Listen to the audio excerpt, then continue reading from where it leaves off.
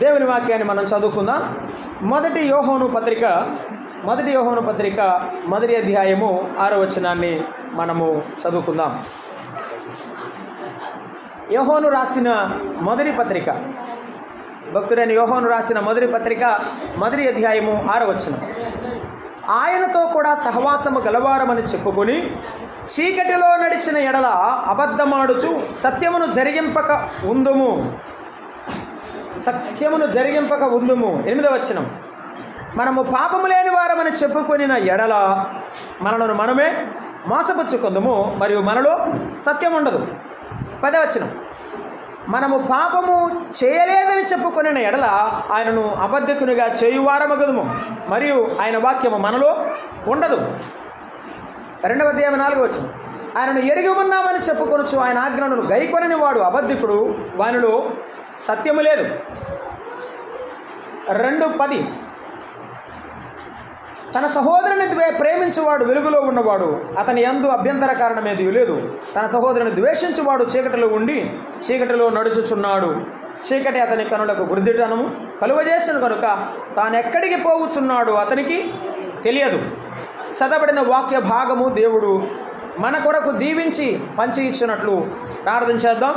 ఒక విషయం నేను మర్చిపోయాను, గమనించండి.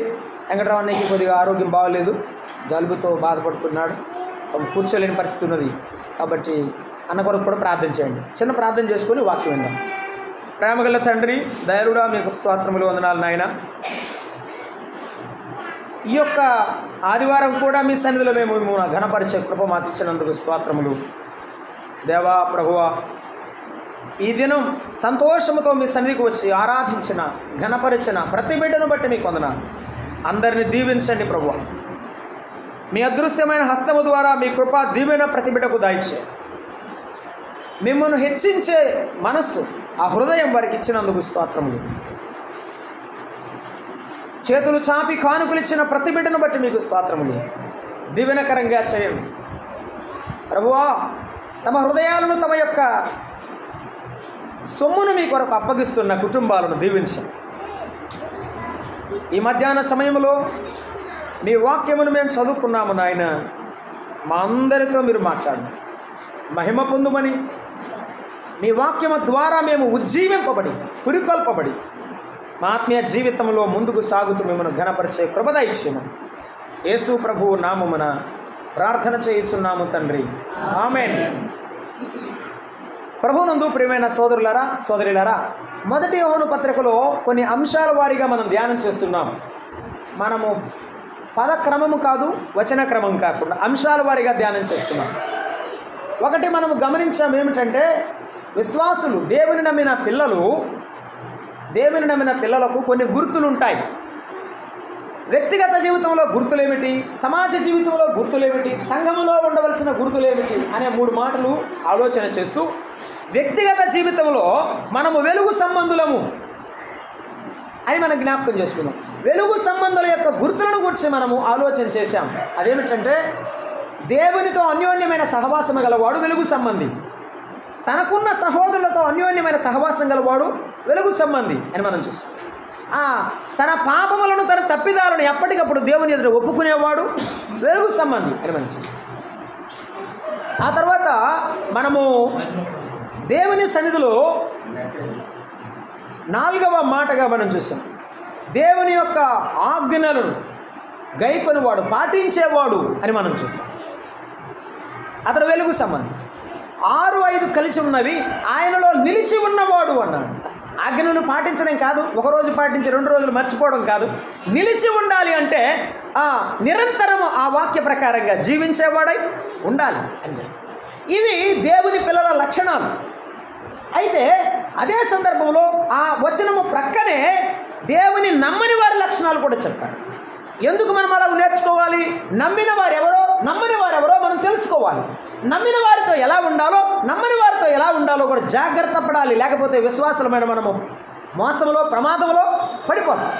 చాలామంది దేవుని నమ్మామని చెప్పుకుంటున్నారు కానీ నమ్మకుండానే ఉన్నారు. వారి వల్ల ఆత్మీయులకు నష్టం ఉంటుంది. కనుక దేవుని మాటలు మనం జాగ్రత్తగా వినాలి. ఈవేళ మనం 5 వచనాలు చదువుకున్నాం అక్కడక్కడ. మొదటి అధ్యాయం 6వ వచనంలో ఏమన్నాడంటే, చీకటిలో ఉన్న ఎడల అన్నాడు. ఇతనెవరు? దేవుని నమ్మనివాడు. ఒక అర్థం చెప్పాడు. ఎవరైతను? చీకటిలో నడిచినవాడు, చీకటిలో ఉన్నవాడు, దేవుని ఎరుగనివాడు. అంటే చీకటిలో ఉన్నవాడని కదా అర్థం. రహస్య జీవితంలో ఉన్నవాడు, మరుగున ఉన్నవాడు, ఎవరికి తెలియకుండా భక్తి జీవితం ఒకటి, తన యొక్క సొంత జీవితం ఒకటని జీవించేవాడు చీకటిలో ఉన్నవాడు. పాపములో ఉన్నవాడు, రహస్య జీవితంలో ఉన్నవాడు, దేవుని ఎరుగనివాడు. ప్రార్థనకు వచ్చినా, ఆటలు పాడినా, ఏమి చేసినా కూడా పాపముతో బ్రతికితే వాడు చీకటిలో ఉన్నవాడు. అది రెండవది 8వ వచనం మనం చదువుకుంటాం. అదేమిటంటే సత్యము లేనివాడు అని చెప్పారు. ఏమి సత్యం లేదు? మనను మనమే మోసపుచ్చుకుంటాం. పాపము లేదు, పాపము లేదు, పాపము చేయలేదు అని చెప్పుకుంటే, అయితే మనలో సత్యం ఉండదు అన్నాడు. ఏమిటంట? సత్యము లేనివాడు అంటే యథార్థమైన జీవితం లేనివాడు. ఒకటి మనం చూసాము, పాపములో ఉన్నవాడు దేవుని ఎరగనివాడు. నెంబర్ 1 కదండి. ఇక ఎప్పుడు పాపం చేస్తుంటాడు, మరలా ఆదివారం వచ్చి పాపిని ప్రభు అంటాడు, మళ్ళీ వారం మొత్తం పాపం చేస్తుంటాడు. అటువంటి వాడు దేవుని నమ్మనివాడు, దేవుని నమ్మనివాడు, చీకటిలో ఉన్నవాడు. రెండవది సత్యము లేనివాడు అని చెప్పాడు. సత్యము లేనివాడు అంటే అర్థం ఏమిటో తెలుసా? అక్కడే చెప్పాడు, మనలను మనమే మోసపుచ్చుకుంటాం. మోసపోయేవాడు, మోసపుచ్చేవాడు, 2 అర్థాలు. ఏడా తనను తాను మోసం చేసుకుంటాడు, ఇతరులను కూడా మోసపుచ్చుతాడు. నానా నేను బడికి వెళ్తున్నాను, వీళ్ళు నాయన డబ్బులు ఇస్తాడు. బాగా చదువుకున్నాను, మా బాబే బాగా చదువుతున్నావు అంటాడు. కానీ వాడు చివరికి ఫెయిల్ అవుతాడు. అప్పుడు తెలుస్తుంది తండ్రికి ఎందుకు వీడు ధైర్యంగా బడికి పోలేదని. అప్పటి వరకు తెలియదు. అలాగే ఈ లోకంలో దేవుని నమ్ముకున్న పిల్లలమైన మనము దేవుని మాటలు వింటున్నాము అని చెప్పి వినకపోతే మోసం. అది మనం గమనించాలి. అదే మోసం. ఈ మోసంలో మనం పడకుండా ఉండాలి. రెండవది, మనం మోసపోవడం కాదు, ఇతరులను కూడా అబద్ధం చెప్పి మోసం చేస్తామంట. అందుకే అన్నాడు, మీరు అబద్ధము ఏం చేస్తాడు, మనల్ని మనమే మోసపుచ్చుకుందామని చెప్పాడు. మనల్ని మనం మోసపుచ్చుకుంటా ఇతరులకు ఏం చెప్పాలి? నేను మంచోడని చెప్పాలంటే అబద్ధం చెప్పాలి. అది చాలా ప్రమాదం. తర్వాత 3వ మాట చూసాము, 10వ వచనంలో మనము పాపము చేయలేదని చెప్పుకుంటే అబద్ధికునిగా చేస్తామన్నాడు. చూసారా? ఇక మనమాట దేవుణ్ణి అబద్ధికుడు అంటామట. దేవుణ్ణి అబద్ధకుని అనేవాడు అసలు దేవుని నమ్మనివాడు. పాపములో ఉన్నవాడు దేవుని నమ్మనివాడు. ఇతరులను మోసం చేస్తూ తాను మోసపోయేవాడు దేవుని నమ్మనివాడు. 3వది, అసలు దేవుడే అబద్ధికుడు అనేవాడు. చెప్పండి, నమ్మినవాడా నమ్మనివాడా? నీకు అలా చెప్పాడా, నీకు అలా చెప్పాడా, నీకు అలా చెప్పాడా? తిను, కావాలంటే మీరే దేవదూతలు అవుతారన్నాడు. దేవుణ్ణే అబద్ధికుడు అని వారికి చెప్పడానికి ప్రయత్నం చేస్తున్నాడు. అబద్ధికుడు, దేవునిని అబద్ధికునిగా చేయువాడు అన్నాడు. కాబట్టి వానిలో దేవుని వాక్యం అనేది ఉండదని చెప్పాడు 10వ వచనంలో. 2:4 ఆయన వలె నడిచేవాడు చెప్పాడు. అక్కడ చెప్తాడు, నడవకపోతే గై కొనని వాడు అబద్ధికుడు అని చెప్పాడు. ఆయన జీవితం లేనివాడు. నేను ఆయన బిడ్డనని చెప్పుకుంటూ ఆయన వలె బ్రతకకపోతే ఆయన బిడ్డను నేను కాదు, ఆయన బిడ్డను నేను కాదు.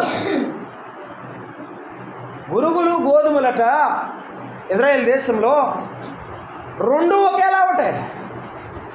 ఆ చెట్టు మొక్కలు 2 మొక్కలు కూడా ఒకే ఆకులు, ఒకే కాండం. ఇలాంటి గుర్తు అట్లా పట్టలేం. మళ్ళా దానికి కాయ కాసి విత్తనం బయటకు వచ్చే వరకు అది గురుగని తెలియదట.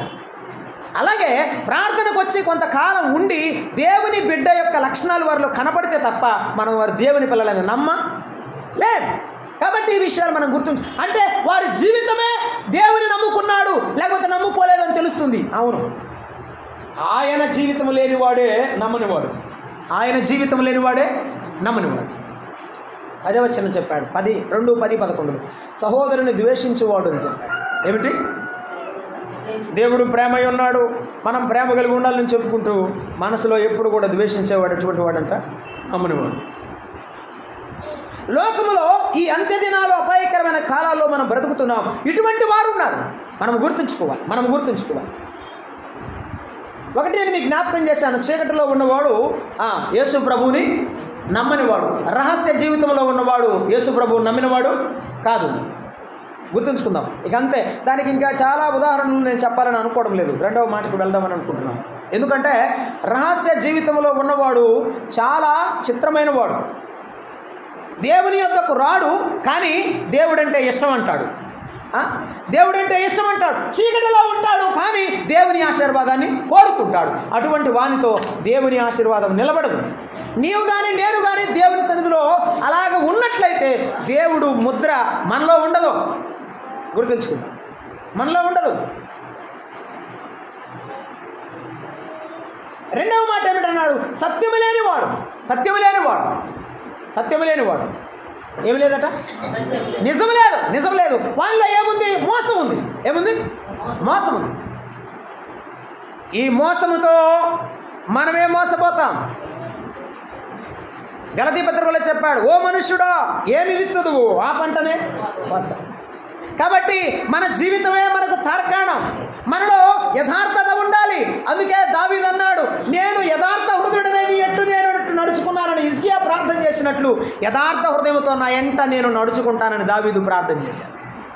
యథార్థ హృదయం ఆయనకి ఇష్టం. అందుకే దావీదు నా హృదయానుసారుడు అని చెప్పాడు. అవును, దావీదు యథార్థంగా జీవించాడు. మన ప్రభువు యథార్థంగా జీవించినవాడు. అందుకే అన్నాడు, బోధకుడా నీవు మొమాటం లేనివాడమని. మేము యేసు ప్రభు మొమాటం లేనివాడు, యథార్థంగా ఉన్నాడు. స్ట్రైట్ ఫార్వర్డ్నెస్ అంట. అవును, మనకు అది ఉండాలి. అలా ఉన్నవారిని అందరం మెచ్చుకోరు, ఊచుకోవచ్చు, అయినా పర్లేదు. ప్రభువు మెచ్చుకున్నవాడే యోగ్యుడు. ప్రభువు మెచ్చుకున్నవాడే యోగ్యుడు. ఈ రెండు మాటలు నేను ఒక చోట ధ్యానం చేశాను, అందువల్ల నేను టూకీగా చెప్పాను. మూడవ మాట ధ్యానం చేద్దాం. చూడండి, మొదటి అధ్యాయము 10వ వచనం. మొదటి అధ్యాయం 10వ వచనం చదువుదాం. మనము పాపము చేయలేదని చెప్పుకొనిన ఎడల ఆయనను అబద్ధికునిగా చేయువారమగుదుము అన్నాడు. పాపము లేదని చెప్పుకుంటే మనము ఆయనను అబద్ధికునిగా చేస్తామంటాము. అమ్మ జాగ్రత్తగా ఉండండి, నేను మీకు తెలిసిన విషయాలే గుర్తు చేస్తాను, అంతే, ఏం లేదు. ఆదామా పాపము చేశావా అని అడిగితే ఏమంటాడు? నేను చెయ్యలేదు, నేను చేయలేదు అని చెబితే అప్పుడు ఏమన్నట్టు? అబద్ధం ఆడినట్టు ఒకటి. రెండోది ఏమిటి? చేశావు కదా అని ఆయన అంటుంటే నేను చేయలేదంటే ఏమన్నట్టు? నువ్వే అబద్ధం చెబుతున్నావు అన్నట్టు. అంతే కదా ఏమ్మా? అంతేనే కదా? అంతే అంతే. అంటే యేసు ప్రభువునే అబద్ధికుడు అని చెప్తున్నారనమాట. చెప్పకుండానే చెప్పడం అంటారు, చెప్పకుండానే చెప్పడం అంటారు. అంతేకాక దేవుడు అబద్ధికుడు, నేను నిజమే చెప్తున్నానని అర్థం. నేను నిజమే చెప్తున్నానని అర్థం. 3 విషయాలు గుర్తు చేస్తా, 3 గుర్తు చేస్తా ఈ విషయంలో, ఈ సందర్భంలో. ఎందుకు అలాగున దేవుని సన్నిధిలో విడువబడిన వారుగా, విడిచిపెట్టబడిన వారుగా, ఏదేనులో స్థానము కోల్పోయిన ఆదాము అటువంటి వాడే. తర్వాత దేవుడు గొర్రె పిల్లను వధించి రక్షించి క్షమించి పాపమును శుద్ధి చేశాడులేండి. అయితే ఏదేను వనములో ఉన్న ఆదాముతో దేవుడు ఇలా అన్నాడు, ఆదామా ఆదామా నీవెక్కడ? చెప్పండి, ఏమన్నాడు? నీవెక్కడ ఉన్నావు? అయ్యా నేను చెట్ల చాటునా. ఎందుకు చెట్ల చాటును దాక్కున్నావు? నేను తినవద్దన్న పండును నీవు తిన్నావా? అమ్మ ఏం మంచి మాట అన్నామ్మ. తిన్నానంటే సరిపోయేది కదా. ఏమన్నాడు మరి? అనలేదు, నేను తిన్నాను ప్రభువా, పొరపాటు అయిపోయింది ప్రభు అనలేదు. ఏమన్నాడు? అమ్మ నా నెత్తిని ఎందుకు వేసుకుంటాను? ఎవరో ఒకరు నా పక్కన ఉంటే వాళ్ళు ఎత్తినట్టు. ఏమని? నీవిచ్చిన ఈ స్త్రీయే. ఇంకొక విషయం అక్కడ నాకు అర్థమైంది ఏంటంటే, ఆమెనంటలా నువ్వు చేసావు ఈ పని. ఎంత మాట, ఎంత మాట. తోట వేసింది ఎవరు? చెప్పమ్మ చెప్పు. ఆయనే. తోటలో ఆ జీవ నదిని పారించిన వాడెవరు? చెట్లన్నీ వృక్షించి వాటన్నిటి ఫలాలు తిను, నువ్వే దీన్ని వాడుకో, ఇది నాది కానీ నీకు ఇస్తున్నా, నువ్వే దీనిని ఏలమని ఇచ్చిన వాడెవరు? ఆయన ఏమంటాడు? ఇంత నువ్వు చేయకపోతే ఇదంతా అవ్వదన్నట్టుగా చెప్పాడు. ఈరోజు చాలామంది కూడా చెప్పండి అలాగే ఉన్నారు, చాలామంది కూడా అలాగే ఉన్నారు. అసలు ఏదైనా తోట ఎవరు పెట్టమన్నారు, దాంట్లో చెట్టు ఎవరు పెట్టమన్నారు, ఆయన పెట్టకుండా ఉంటే ఇదంతా రాదు కదా, అసలు ఈ దేశంలో మనుషులే ఉంటారు కదా, ఎవరికి తెలీదా? మనుషులు చాలా అడుగుతుంటారండి, చాలామంది అడుగుతుంటారండి. ఇప్పుడు చెట్టు ఇప్పుడు అమ్మ చెట్టు పెట్టడం తప్ప, లేకపోతే అలా పెట్టకుండా ఉంటే బాగుండేది కదా, దేవుడు ఎందుకు చేశాడు? ఆయన తెలిసి చేశాడా తెలియక చేశాడా అని అడుగుతారు.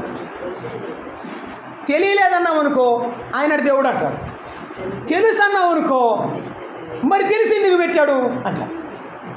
నిజమే కదా అంటారు. ఎందుకంటే దేవుడు ఎప్పుడైనా స్వేచ్ఛార్పణలే అంగీకరిస్తాడు. ఏమిటి నా మాట జాగ్రత్తగా ఉంటుందా? ఎప్పుడైనా ఆయన స్వేచ్ఛార్పణలు అంగిస్తాడు. బలవంతంగా పీక పట్టుకొని నీ ఇంట్లో నా తీసుకుంటారు అని చెప్పడం, స్వేచ్ఛార్పణలే అంగీకరిస్తాడు. వారు ఎప్పుడైనా అలాగే ఉండకుండా దేవుని సన్నిధిలో అలాగున్నారు. వారికి దేవుడు అవకాశం ఇచ్చాడు, స్వతంత్రం ఇచ్చాడు. ఏదైనా మనమంతా తిరిగే స్వతంత్రం ఇచ్చాడు, ఆ పండ్లన్నీ తినే భాగ్యం ఇచ్చాడు. కానీ నేను దేవుడును అని చెప్పడానికి ఒకటి పెట్టాడు. అది గుర్తుంచుకోవాలి. నేను దేవుడను అని గుర్తుంచుకోవడానికి ఒకటి పెట్టాడు. అదే మంచి చెడ్డల తెలివినిచ్చు వృక్షఫలం. ఈనాడు మానవుడు తెలుసుకోవాల్సిందే. ఇర్మియా గ్రంథం 33వ అధ్యాయంలో ఇలా చెప్తుంటాడు, కుమ్మరి వాని ఇంట ఉన్న కుండ నన్నెందుకు ఇలా సృజించాను అడగవచ్చా? నన్నెందుకు ఇలాగున ఈ పనికి వాడుతున్నావని అనవచ్చా? అనదు కదా. మరి నీవేలాగున దేవుని సృజించబడిన నీవు సృష్టించిన దేవుని ప్రశ్నిస్తున్నావంటే నాకు తెలివి ఎక్కువైంది అంటున్నాడు మనిషి. ఆదాము తెలివి ఇప్పుడు ఆడు చెప్పండి, నాకు ఏమంటాడు ఆదాము? చెప్పండమ్మా, చెప్పండి.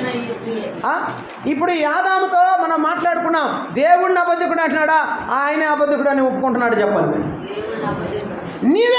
నీవు చేసి ఇచ్చావు. అసలు నన్ను ఉంటే నా పాటికి నేను బతికేవాడు కదా అన్నట్టు. అసలు ఇదే లేకపోతే నేను ఎట్లుండేవాడో నాకు తెలిసేది కదా. చాలాసార్లు అప్పుడప్పుడు మనం అంటూ ఉంటాం, ఎందుకు నాకు ఇది, ఎందుకు నాకు అది, ఇవి బట్టి నువ్వు చేయబట్టే నేను ఎట్టున్నాను అని ఆయాసముతో ఆవేశంతో ఒక్కొక్కసారి ప్రార్థన మానవులంగా మనం ప్రార్థన చేయవచ్చేమో, కానీ ఆయన దైవత్వాన్ని ప్రశ్నించే తత్వం మన జీవితంలో మొలిసింది. కానీ ఆయన దైవత్వాన్ని ప్రశ్నించదగినటువంటి ఏమంటారు బేస్, ఆ తెలిసిన విలువ నీకు నాకు లేదు, ఏ వ్యక్తికి లేదు. ఆయన సమస్త భవిష్యత్ జ్ఞానముని ఎరిగిన వాడు. ఆదాము అంటున్నాడు నీవిచ్చిన అవ్వే అని చెప్తున్నాడు. దేవుడు ఆదాముని ఏమన్నా అన్నాడా? చివరికి నన్నే అబద్ధి కూడా అంటున్నావే, నన్నే ఇట్లా అంటున్నావే అన్నాడా దేవుడు? అనలేదు. ఆదాము బలహీనత దేవుడికి తెలుసు. ఆదాము బలహీనత దేవునికి తెలుసు. దానికి కారణమైన సర్పమును దేవుడు శపించాడు, ఆదామును ప్రేమించాడు. ఈనాడు మానవుల మధ్య జరుగుతున్నది అదే. దేవుడు ఈనాడు సాతానుడు తన కాళ్ళ క్రింద శీఘ్రముగా చేతపడడానికి సిద్ధంగా ఉన్నాడు. మానవుని మాత్రం ఆయన ప్రేమిస్తున్నాడు. మానవుని పాపాన్ని ఆయన ద్వేషిస్తున్నాడు, కానీ ఆ చెడ్డతనాన్ని ద్వేషిస్తున్నాడు, కానీ మానవ జాతి మీద ఆయన ప్రేమను కరుణను చూపిస్తూనే ఉన్నాడు. అయితే ఈ మానవ జాతిలో ఉన్న ప్రతి ఒక్కరు కూడా ఆయన ప్రేమను అర్థం చేసుకోలేకుండా ఆయనే అబద్ధికుడు అన్నట్టుగా మాట్లాడడానికి ప్రయత్నం చేస్తున్నారు. సరే, ఏదైనా వాళ్ళ మొక్క సంగతి కాదు, కానీ యేసు ప్రభు దగ్గర నాణ్యం సంగతి కూడా అంతే. ఏమన్నారు వచ్చి, ప్రభువా ఈ నాణ్యం ఎవరిది అని అడిగారు. ఈ నాణ్యం ఎవరిది అని ఎందుకు అడిగారంటే వాళ్ళకి తెలియక కాదు, వాళ్ళకి తెలుసు. చిక్కు పెట్టాలని, ప్రశ్నల ద్వారా ఆయన ఇరికించాలని వారు అడిగారు. ఈ నాణ్యం ఎవరిదని? ఇది కైసరుది అన్నాడు. మరి కైసరుది అయితే కైసరికి ఇవ్వాలి కదా, నువ్వెందుకు దేవునికి ఇవ్వమని చెప్తున్నావు అని అడిగితే ప్రభు అన్నాడు, కైసరి నాణ్యాలు కైసరికి ఇవ్వండి, దేవుని నాణ్యాలు. ఆయన జ్ఞానానికి నివ్వెరపోయి వెళ్ళిపోయారు. ఈ మధ్యాహ్న సమయంలో దేవుని వాక్యం వింటున్న మనలో దేవుని సన్నిధిలో ఏదైనా అపరాధ భావం ఉన్నప్పుడు దేవుని ఒప్పుకుంటున్నామో కప్పుకుంటున్నామో ఆలోచన చేయాలి. దేవుడే అబద్ధికునిగా చేయడానికి ప్రయత్నం చేస్తున్నామేమో ఆలోచన చేయాలి. ఇలా ప్రయత్నం చేసిన ఆదామును కనికరించాడు. ఆదాము తర్వాత దేవుని కొరకు జీవించి దాదాపుగా 1000 సంవత్సరాల దగ్గరగా జీవించి చనిపోయినవాడు.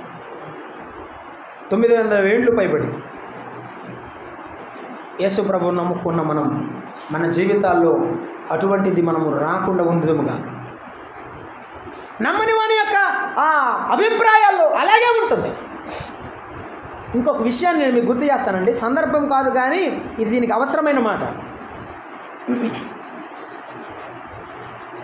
విధేయతలో ఏమండి, విధేయతలో విశ్వాసం ఉంటుంది. అర్థం కాల, చెబుతలే. లోబడిన వాడికి దేవుడు విశ్వాసం మరెక్కువగా ఇస్తాడు. ఏమిటి? లోబడిన వానికి దేవుడు మరెక్కువైన విశ్వాసాన్ని ఇస్తాడు. లోబడకపోతే మరెక్కువైన విశ్వాసాన్ని ఇవ్వడు. నాకు అంత ఎక్కువ విశ్వాసం, ఎంత ఎక్కువ విశ్వాసం ఉందని మనం అనుకుంటాం, కానీ ఎప్పుడైతే తలవంచుకొని లోబడుతుంటామో దేవుడు వాని విశ్వాసాన్ని అంతకంతకు అభివృద్ధి చేస్తాడు. ఇస్సాకు తలవంచుకున్నాడు కాబట్టి దేవుడు అభివృద్ధి చేశాడు. ఇస్సాకు విశ్వాసం కూడా బలపడింది. నీకు నాకు కష్టాలు వస్తాయి, ఇబ్బందులు వస్తాయి, శ్రమలు వస్తాయి. అయితే ఆ శ్రమంలో కూడా తలకాయ ఉంచుకుంటే ఇంకా నువ్వు బలపరచబడి దేవుని కొరకు ప్రదీపమై జీవిస్తావు. ఒకవేళ అవి నీకు నచ్చలేదు, ఎవరికి నచ్చలేదు, అంతే కదండి. కష్టాలు ఎవరికి కావాలండి? బాధలు ఎవరికి కావాలి? శ్రమలు ఎవరికి కావాలి? సుఖమే కదా కావాల్సింది, కోరుకునేది అందరూ అదే. కానీ యేసయ్య ఏమంటాడంటే, దానిలో కూడా నా కొరకు నీవు నిలబడితే ఏమవుతుందంట? ఆ విశ్వాసం యొక్క విశ్వాసం ఇంకా ఇంకా చెప్పండి, ఇంకా ఇంకా బలపడింది. ఏం చెప్పాడంటే, ఇప్పటి నుండి వర్షం ఇక రాదు. ఏం చెప్పాడు? 17వ అధ్యాయం రాజుల మొదటి గ్రంథంలో ఏలియా దైవజనుడు అహబుతో అక్కడున్న ప్రజలతో చెప్పాడు, ఇక నుండి వర్షం రాదు, భూమి తన ఫలము ఇవ్వదు. దేవుని వాక్యం చెప్పేశాడు, అయిపోయింది. ధైర్యంగా చెప్పాడు. ఆహా, బడా నమ్మకమైన మంచి దాసుడు అన్నట్టు చెప్పిన తర్వాత 17వ అధ్యాయం కింద చదివితే ఆ దేశంలో కరువు అందరికి వచ్చిందా? ఏలియాకు వచ్చిందా? అందరికి వచ్చింది. ఏలియా కూడా వచ్చింది. This is what happening. లోకంలో జరిగే వారు అందరితో పాటు నీకు కూడా జరిగింది. కానీ ఆ కరువులో కూడా దేవుడు ఒక ప్రొవిజన్ అంటాడు చూడండి, ఒక సదుపాయం ఏలియాకు ఇచ్చాడు. నీకు నాకు కష్టములా కూడా ఒక సదుపాయం ఇస్తాడు. ఎప్పుడైతే యేసయ్యను మనం అలాగ నమ్ముతామో అప్పుడు ఏలియా యొక్క విశ్వాసం ఇంకా బలపడింది. ఆహా, నా దేవుడు కరువులో కూడా నన్ను పోషించాడనే విశ్వాసం ఇంకా బలపడింది. లోబడితే బలపడుద్దా విశ్వాసం? దూరంకి వెళ్తే బలపడుద్దా? అంతే. లోబడితేనే దేవుని యందు విశ్వాసం బలపడేది. ఇదిగో ఈ అబద్ధికునిగా చేస్తున్నాడు, నేను పాపం చేయలేదు, నాలో పాపము లేదు అని చెప్పుకుంటూనే పాపమును కప్పిపుచ్చుకుంటూనే దేవునికి దూరంగా వెళ్ళిపోయి దేవుడే అబద్ధికుడు అన్నట్టు బతుకుతున్నాడు. ఏమనాలి? అందుకే అంటున్నాడు, ఆదామా ఆదామా, ఆ మాట చెప్పద్దు. ఏమని చెప్పాడు? అవును పిలిచి చెప్పాడా? నువ్వేమని? ఆదామును పిలిచి చెప్పాడు. ఆదామును శిరస్సుగా ఏదేనుగు చేశాడు, నేను నన్ను తన సంఘములో ఒక పాత్రలుగా దేవుడు చేశాడు. కాబట్టి మనం మర్చిపోకూడదు. రెండవ మాటలో గుర్తు చేస్తాను, సమయం లేదుగా, అందువల్ల ఎలీషా తన శిష్యుడైన గెహాజీతో అన్నాడు, ఎక్కడికి వెళ్ళావు అన్నాడు. ఏమన్నాడు గెహాజీ? నిజమా అబద్ధమా? నిజమా అబద్ధమా? ఎక్కడికి వెళ్ళావు అని అడిగితే నేను ఎక్కడికి వెళ్ళలేదన్నాడు. నేను ఎక్కడికి వెళ్ళలేదు అన్నప్పుడు అందరితో మెదలకుండలేదు ఎలీషా భక్తుడు. ఏమన్నాడు? నా మనస్సు నీతో కూడా రాలేదా అన్నాడు. అప్పటికైనా నేను పొరపాటు చేశాను అని చెప్పాలి కదా. ఈ అబద్ధికుడు, అబద్ధం చెప్పేవాడు ఎప్పుడైనా తన అబద్ధానికి 10 అబద్ధాలు కలుపుతాడు. 10 అబద్ధాలు కలుపుతాడు. అబద్ధం ఒప్పుకోవడానికి మనసు అంగీకరించదు. ఎప్పుడైతే తాను చేసిన తప్పును ఒప్పుకుంటాడో వాడు నిజమైనటువంటి వ్యక్తి. అది చిన్నది కానీ పెద్దది కానీ, నిజమైనటువంటి దైవ భయము కలిగిన వాడు. భయము లేని వాడు అబద్ధాలు చెప్తూనే ఉంటాడు. అలాగే చెప్తున్నాడు. ఇంత అబద్ధం చెప్పిన వాడు ఏం మోసుకెళ్ళాడు? నాకు 2 షీనారు వస్త్రాలు మోసుకెళ్ళాను అనుకున్నాడు. అసలు ముందే చెప్పాడు ఏమని? ఇది శపితమైనది, దాంట్లో నుంచి ఏమి నీవు ముట్టుకోవద్దు, తీసుకెళ్ళదని చెప్పాడు. ఏమండి, ఎన్ని సంవత్సరాల నుంచి చేస్తున్నాడో తెలియదు. ఇన్ని సంవత్సరాల నుంచి మిలిటరీలో చేస్తుంటావు, ఇంత ఇంత ఇంత ఇన్ని యుద్ధాలు చేసావు, ఎన్నో విజయాలు ఇస్రాయేల్ రాజ్యాల్లో వచ్చినప్పుడు నువ్వు కూడా చేసావు. ఏమైనా చిన్న ఎత్తు బంగారం అన్న మన ఇంట్లో ఉందటండి? ఏమైనా ఉందా? వేసుకోవడానికి బట్టలు ఉన్నాయా? ఏమి యజమానుడు అయ్యా, ఉద్యోగం చేస్తావు కానీ ఏం మిగలవు ఇంట్లో అందేమో. ఆడికి వెళ్ళంగానే బట్టలు చూడంగానే గుర్తొచ్చినాయి. షేనారు వస్త్రాలు తీసుకున్నాడు, బంగారు కమ్మి తీసుకున్నాడు. బంగారం అడిగిందేమో, అప్పుడు కమ్మిలు పెట్టుకుంటారు. వెండి తీసుకున్నాడు, పిల్లలకు కావాల్సినవి అనుకున్నాడేమో, మొత్తం తీసుకొని మూట కట్టుకున్నాడు. దేవుని మాట మర్చిపోయాడు. భార్య మాట గుర్తుంది. ఎవరి మాట గుర్తుంది? భార్య మాట గుర్తుంది, పిల్లల మాట గుర్తుంది, దేవుని మాట మర్చిపోయాడు. దేవుడి మాట మర్చిపోయాడు. దేవుని మాట మర్చిపోయి ఆ రీతిగా పాపాన్ని మోసుకొచ్చి గుడారంలో పెట్టాడు. పాపాన్ని మోసుకొచ్చి గుడారంలో పెట్టిన తర్వాత దేవుని బిడ్డలు అపజయం పాలై నష్టపోతూ ఉంటే, ఈ పాపం చేసిన వాడు ఎవరి వల్ల ఈ నష్టం జరుగుతుందని వారు ఆలోచిస్తుంటే, అప్పుడుకైనా నేనే పొరపాటు చేశానని ఒప్పుకో. ఈ అబద్ధికుని మనసు చాలా కఠినమైనది. ఎటువంటిది? కఠినమైనది, కఠినమైన మనస్సు. ఫరో ఏమన్నా తెలుసా? మీరు వెళ్ళండి ఆరాధన చేయండి అన్నాడు. మళ్ళీ తెల్లారి పొద్దున్న లేచామన్నాడు. కాదు కుదరదు, ఆడవాళ్ళు పిల్లలు అందరిని ఎండబెట్టండి, మగవాళ్ళ వరకు వెళ్ళండి అన్నాడు. కుదరదండి అంటే ఆడవాళ్ళు మగవాళ్ళు వెళ్ళండి, పిల్లల్ని వృద్ధులు పశువులు అంటారు. కాదు కుదరదు. అయితే మొత్తం మీ సంపద అంతా ఎడవలు పడి మీరు వెళ్ళండి అన్నాడు. వాళ్ళు ఏం చేస్తారు? ఒక్క డెక్కైన మేము విడిచిపెట్టాడు. ఎన్ని అబద్ధాలు! ఫరో అబద్ధికుడు, దేవుని యందు విశ్వాసం ఉంచండి. గెహాజీ ఎలీషా ఎప్పుడు ఎంతకాలం తిరిగినా అబద్ధాన్ని మాననివాడు. తన జీవితంలో అబద్ధం వల్ల ఒక కుష్ఠరోగాన్ని సర్వకాలము తన ఇంటికి తెచ్చిపెట్టుకున్నవాడు గెహాజీ. అబద్ధికులు దేవుని పిల్లలు కాదు. దేవుని గొప్ప కార్యాలు వారు చూడలేరు. యోహాను సువార్తలో ప్రభువు ఇలాగూ సెలవిచ్చారు, మీరు మీ తండ్రి యొక్క అపవాది సంబంధులు. వాడు అబద్ధికుడును, అబద్ధమునకు జనకుడు, జనింపచేయువాడు. అబద్ధాన్ని పుట్టించేవాడే సాతాను. అబద్ధాన్ని పుట్టించేవాడే సాతాను. కాబట్టి వానితో మీరు కలుసుకోవాలి. దేవుని పిల్లలమైన మనము అబద్ధములో పాలిపంపులు పొందకూడదు. అపొస్తలుల కార్యముల గ్రంథం 5వ అధ్యాయంలో 2 భార్యాభర్తలు పేతురు నిలబడ్డారు. మొదట భర్త నిలబడ్డాడు, తర్వాత భార్య వచ్చింది. నిలబడితే దేవుని కొరకు తమ ఆస్తిని అమ్మి అపోస్తలుల పాదాల మీద పెట్టడానికి, వారి దగ్గర పెట్టడానికి వారు అమ్మి అపోస్తలుల పాదాల దగ్గర పెట్టారు. పెట్టినప్పుడు ఒక మాట అడిగాడు, మీరు ఎంతకే దీనిని అమ్మితిరా? ఏం చెప్పాడు? ఎంతకే. ఏమి డౌట్ రాకుండా ఉన్నాడంటే టాకా వేసినట్టు చెప్పాలి. అట చెప్పాడు. ఇంతకేమైంది? చెప్పినది నిజమా అబద్ధమా? అబద్ధమే. మీరెందుకు పరిశుద్ధాత్మను మోసపుచ్చితిరి అన్నాడా? దైవజనుని నన్ను ఎందుకు మోసం చేశారు అన్నాడా? చెప్పండి. దైవజనుని మోసం చేస్తే పర్వాలేదులే, కొంతకాలం బాధపడి ఏడ్చి ఊడుకుంటాడు. ఆ బాధ ఏంటో ఈ విశ్వాస జీవితంలో అర్థమైంది. ఒక వ్యక్తి కోసం పిల్లలు లేరని, ఉద్యోగం లేదని ఎన్నోళ్ళు కన్నీళ్లు గార్చి ప్రార్థన చేస్తే అవన్నీ వచ్చిన తర్వాత ఈ వ్యక్తి కనపడ్డాడు. అప్పుడు గుండె పగులుంది ప్రార్థన చేసినాడు. నిజమే, ఆ బాధలు తెలుసు. కానీ దైవజనుడు నేను బాధపడుతున్నాను అనుకోండి, ఏమన్నాడు? పరిశుద్ధాత్మను. మనం అబద్ధం చెబితే ఎవరిని మోసం చేస్తున్నట్టు? పరిశుద్ధాత్మ దేవుడిని మోసం చేస్తున్నట్టు. కాబట్టి మనం ఏం చెప్పకూడదు? ఓరే, ఇంతసేపు చెప్పింది ఆ మాట కోసం కదా. ఏం చెప్పకూడదు? అబద్ధం చెప్పకూడదు. అబద్ధము చెప్పకుండా మనం జీవించాలి. అబద్ధము రాకుండా ఉండాలి. ఒకవేళ తొందరలో, పొరపాటులో, అనాలోచనలో వచ్చిన ప్రభువా ఇలా జరిగింది, ఇలా చెప్పాను, నన్ను క్షమించమని అడిగాను. అననీయ సప్పీరాలు దేవుని ఎదుట అలాగే చేశారు. వారు దేవుని ఆజ్ఞను పాటించారా? పాటించలేదా? మరి పాటించామని జనానికి చెప్తున్నారు. దైవజనుడు సమూయేలు త్వరగా పరిగెత్తుకుని వస్తున్నాడు. సౌలు వస్తున్నాడు, సైన్యం వస్తుందని గబగబా వెళ్తుంటే, యెహోవా ఆజ్ఞను నేను నెరవేర్చాను, యెహోవా నామమునకు జయము కలుగును గాక అన్నాడు. ఎవరు? మన బ్రదర్ సౌలు. ఏమన్నాడు సమూయేలు? మరి ఆ ఎడ్ల రంకెలు, అరుపులు ఎక్కడివి అని అడిగాడు. మంచిది. అబద్ధం చెప్పడానికి కూడా దేవుణ్ణి అడ్డం పెట్టాడు.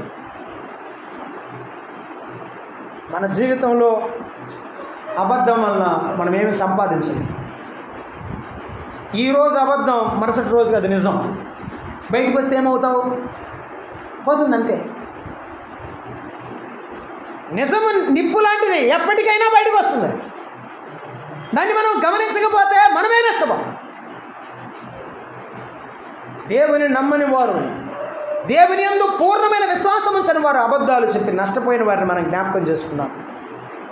దేవుని ఎరుగని వారు నమ్మని వారే. ఎందుకని ఆ మాట నేను గట్టిగా చెప్పానంటే, మరి వీళ్ళందరూ నమ్మిన వాళ్ళు కదంటే అంటే దేవుడు వారికి ఏ తీర్పు ఇస్తాడో నాకు తెలియదు, అది ఆయన చేతిలో ఉంది, నేను చెప్పలేను. కానీ ఒక మాట మాత్రం గట్టిగా చెప్తాను. 22వ అధ్యాయం ప్రకటన గ్రంథం 8వ వచనంలో చెప్పాడు ఏమని? పిరికివారు, అవిశ్వాసులు, నరహంతకులు, అబద్ధికులు అందరూ అగ్ని గంధకములతో గుండములో పాలు పంపులు. ఎదురండవు అబద్ధికులకు అగ్నిగుండం ఉందని బైబిల్ చెప్తున్నాడు. అబద్ధం మనం మానుకుందాం. అబద్ధాన్ని మానుకొని నిజాన్ని నమ్ముకుందాం. నిజం అంటే మన ప్రభు అయిన యేసుక్రీస్తు, అబద్ధం అంటే సాతాను. అబద్ధమును మనము ఆశ్రయించవద్దు. అబద్ధమట ఒట్టి ఊపిరి లేని వస్తువు వంటిదట. అబద్ధము ఊపిరి లేని వస్తువు వంటిది, దానిలో ఏ జీవము ఉండదు. యేసయ్య జీవాధిపతి, ఆయన జీవములో మన విశ్వాసం ఉంచాలి. కాబట్టి మనము జాగ్రత్తగా ఆలోచన చేయాలి. ఇది ప్రభు మనకిస్తున్న ఆజ్ఞ ఏమిటంటే, అబద్ధం ఆడేటువంటి వారు ఏమండి అబద్ధం ఆడేటువంటి వారు అందరూ దేవుని నమ్మను అంటే అదే నాన్న ఆంధ్ర అబద్ధం ఆడతారు కదా అంటే నేను మీకు అలా చెప్పలేను. దేవుని నమ్ముకున్న పిల్లలు, నమ్మని వారు అబద్ధం చెప్పరని నేను చెప్పను, చెప్తారు. కానీ వీలైనంత వరకు వారి జీవితంలో ఎప్పుడు అబద్ధం చెప్పరు. ఒకవేళ చెప్పినా దేవుని ఎదుట క్షమాపణ కోరి ఇక అబద్ధం చెప్పనని దేవుని ఎదుట సరిదిద్దుకొని ముందుకు వెళ్ళేవారే కానీ ఎల్లప్పుడూ చెప్పేవారు కాదు. ఎప్పుడు తమ జీవితాన్ని అలాగూ సాధకం చేయని వారు. ఈ మాట మనం గుర్తుంచుకుందాం. మన ప్రభువు సత్యవంతుడు. ఎవరు సత్యవంతుడు? నీవు సత్యమే చెప్పుతువి. ఏమన్నాడు? నీవు యూదుల రాజువా? నీవన్నట్టే. నీవు సత్యమే చెప్పుతువి అన్నాడు. ఒకడు యేసుప్రభు దగ్గరికి వచ్చాడు, ప్రభువా నీవు సత్పురుషుడవని నేను సత్పురుషుడనా? నేను మంచి పురుషుడనా? మనుషులందరిలో నేను మంచివాడనా? ఎలా చెప్తున్నావు? నీవు ఎలా చెప్పుచున్నావు? పాపములు క్షమించేవాడు భూమి మీద లేడు, నీవు తప్ప. పాపులను చేర్చుకునేవాడు భూమి మీద లేడు, నీవు తప్ప. ప్రేమించేవారు లేరు, నీవు తప్ప. నీవు సత్పురుషుడవు.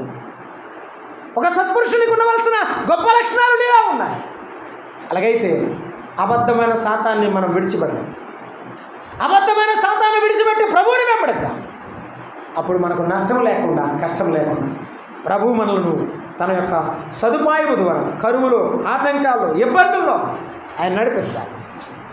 మనము రెండు మాటలు, మూడవ మాట మనం ధ్యానం చేస్తాం. చీకటిలో ఉన్నవాడు దేవుని సంబంధి కాదు, పాపములో జీవించడు. 2, సత్యము లేనివాడు, యథార్థ జీవితం లేనివాడు, మోసపుచ్చేవాడు, వాడు దేవుని నమ్మినవాడు. 3వది అబద్ధికుడుగా చేయడానికి దేవుని వాక్యమునే ఉపయోగించేవాడు. అక్కడ రాశాడు 10లో చివరిలో, వారిలో వాక్యము. ఈ అబద్ధం చెప్పేవాళ్ళు ఏముండదట? వాక్యం ఉండదు. దేవుని వాక్యం లేదు కాబట్టి ఏం చెప్తాడు? అబద్ధం చెప్తుంటాడు. దేవుని వాక్యం అంటే ఏం చేస్తుంది? ఆ వాక్యం మనతో మాట్లాడుతుంది. ఆయన వాక్యం మనతో మాట్లాడినప్పుడు మనం సరిచేయబడతాం. ఆయన వాక్యం మనలో ఉండాలి, ఉన్నది, ఉంటుంది ఎల్లప్పుడూ. ఏమండి ఆదివారం ఉంటుంది, 6 రోజులు బాద్దని చెప్పిన వాళ్ళు అబద్ధం. 365 రోజులు 24 గంటలు దేవుని వాక్యం మన మనసులో ఉండాలి. 119వ కీర్తనలో దావీదు అన్నాడు 12వ వచనంలో, నేను నీ ఎదుట పాపము చేయకూడనట్టు నా హృదయంలో నీ వాక్యమును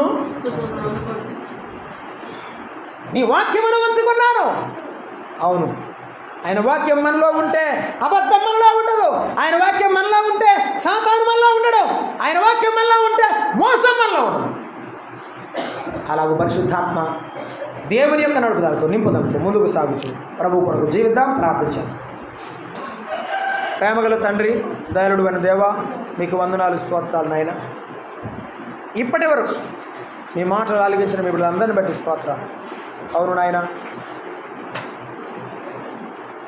అబద్ధికునిగా చేస్తున్నామా నాయన? మమ్మల్ని మన్నించండి.